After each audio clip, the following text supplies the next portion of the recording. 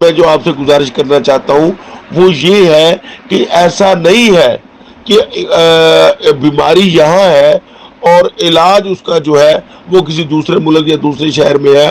اللہ پاک نے جہاں بیماری اتاری ہے تو وہی علاج وہی علاقے کی اسی علاقے کی جڑی بوٹیوں سے ہی علاج ممکن ہے۔ تو ایسا نہیں ہوتا کہ علاج کہیں ہے اور جڑی بوٹیاں کہیں ہے۔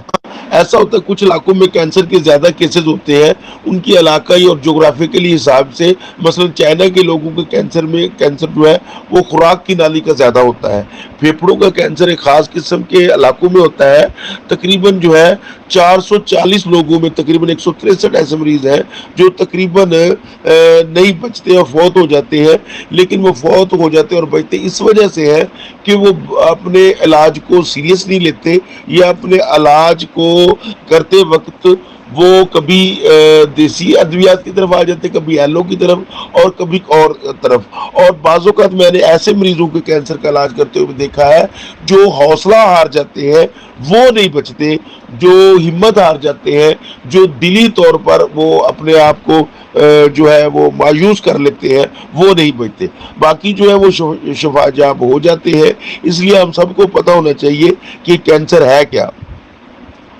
تو آسان لفظوں میں جو میں بتاؤں گا کہ یہ جو ہمارا جسم ہے یہ ایک بہت ہی چھوٹے یونٹ سے بنا ہے جس کو ہم سیل کہتے ہیں۔ یہ جسم کا سب سے چھوٹا زندہ حصہ ہے، اس کو سیل کہتے ہیں۔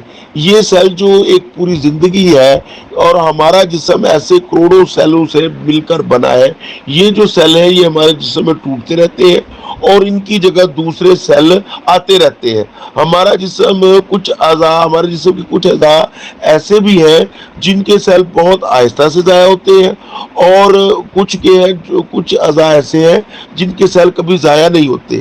اس لیے اس میں جو ہمارے دماغ کے یعنی نروس سسٹم کے سیل ہیں یہ ریپلیس نہیں ہوتے، یہ تبدیل نہیں ہوتے، اور کچھ سیل ایسے بھی ہوتے ہیں جو بہت جلدی تبدیل ہوتے ہیں۔ اس میں ہمارے خون کے سیل جو ہے جو 90 دنوں کے اندر چلے جاتے ہیں اور نئے آ جاتے ہیں۔